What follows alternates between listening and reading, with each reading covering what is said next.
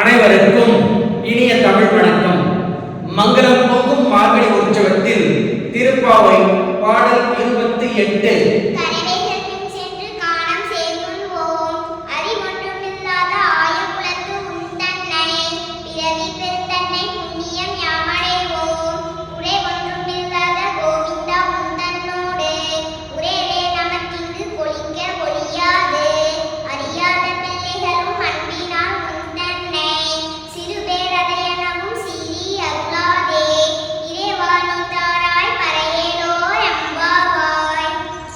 நாங்கள் ஆயக்குலத்தில் பிறந்தவர்கள். மாடுகளை மேய விட்டபடி ஆங்காங்கே உட்கார்ந்து கூட்டாஞ்சோறு சாப்பிடுவோம்.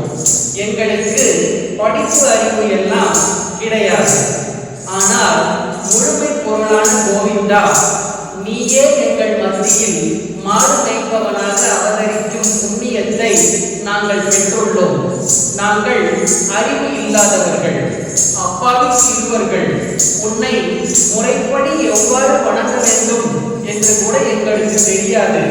ஆனால் பரிபூர்ணமான எங்கள் அன்பினால் நாங்கள் உன்னை எந்த பெயர் கொண்டு எந்த விதத்தில் அழைத்தாலும் அந்த அன்பை மட்டும் ஏற்றுக்கொள். குற்றம் குறைகளை பொருட்படுத்தாதே.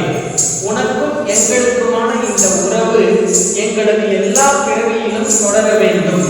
இந்த ஒரு வரத்தை மட்டும் நீ எங்களுக்கு அருள்வாயாக.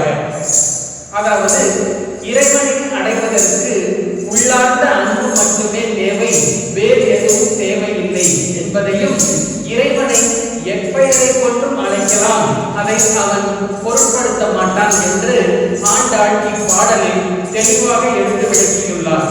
நன்றி.